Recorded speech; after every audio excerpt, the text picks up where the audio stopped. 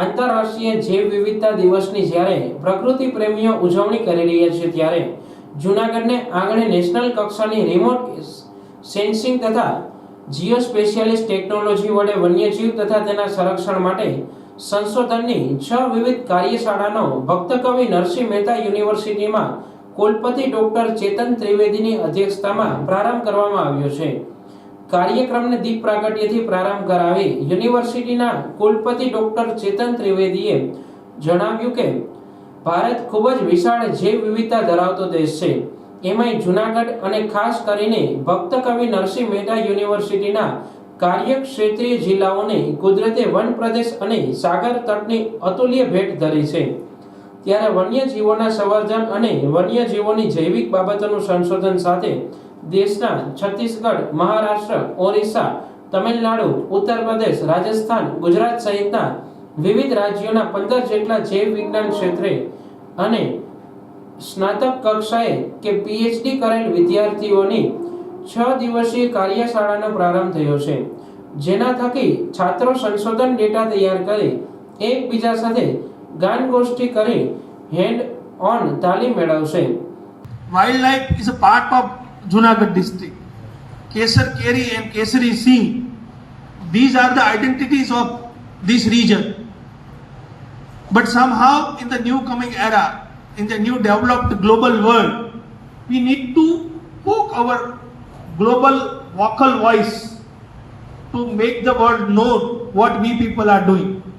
In that sense of the term, today, this special training program, English department has started so many new Cambridge collaboration, ILTS.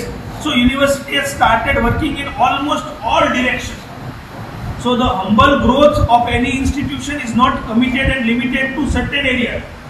In the field of administration also, Dr. Swani, Dr. Sukhadia, along with the team, Dr. Bhalodia and Dr. Naval, we are deploying with the Samarth portal.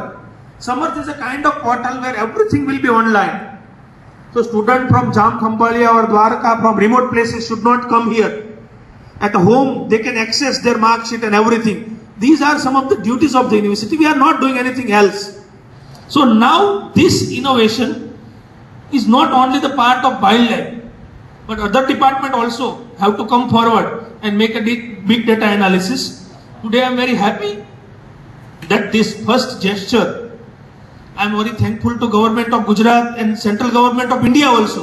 આ તકે doctor ચેતન ત્રિવેદીએ પર્યાવરણને હાનિ કરે એવા પ્લાસ્ટિકને બદલે ટકાઉક્ષમ જીવનશૈલીને પ્રોત્સાહન આપવાની જરૂરિયાત હોવાનું જણાવ્યું હતું.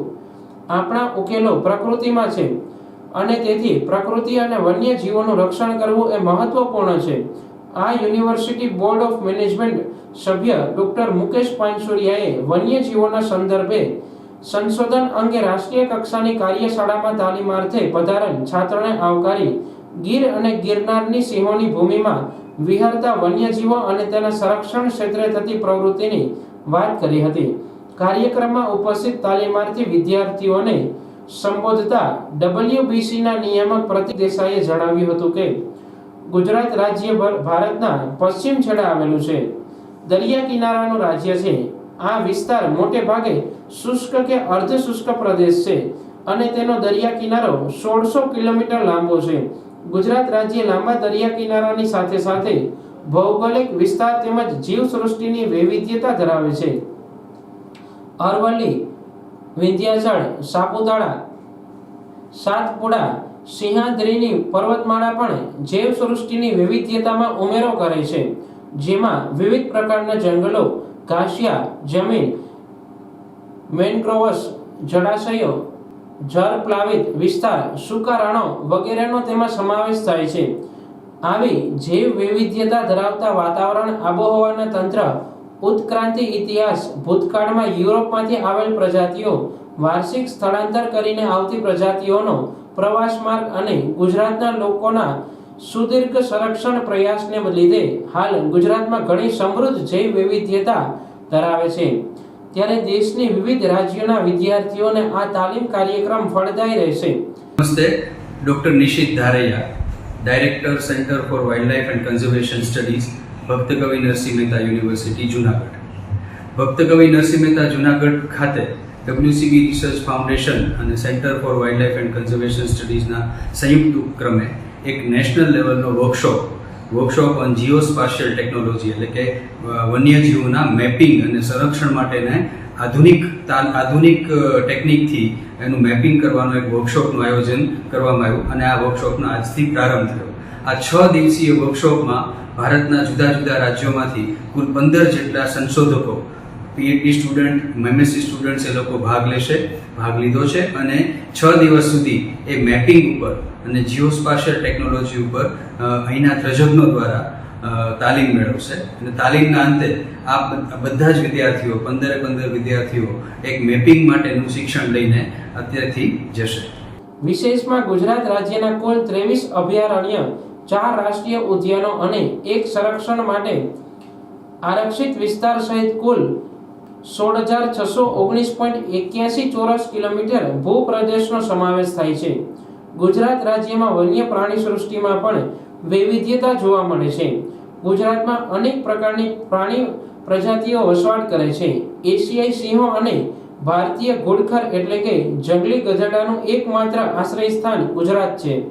ત્યારે ભક્ત કવિ નરસિંહ મહેતા યુનિવર્સિટી દ્વારા હાથ ધરાઈ રહેલ વન્યજીવ સંરક્ષણ અને સંવર્ધન માટેના વિદ્યાર્થીલક્ષી તાલીમ કાર્યક્રમો સાચા અર્થમાં ઉપયોગી પુરાવા થશે. કાર્યક્રમનું સંચાલન સખી ડાભીએ કર્યું હતું.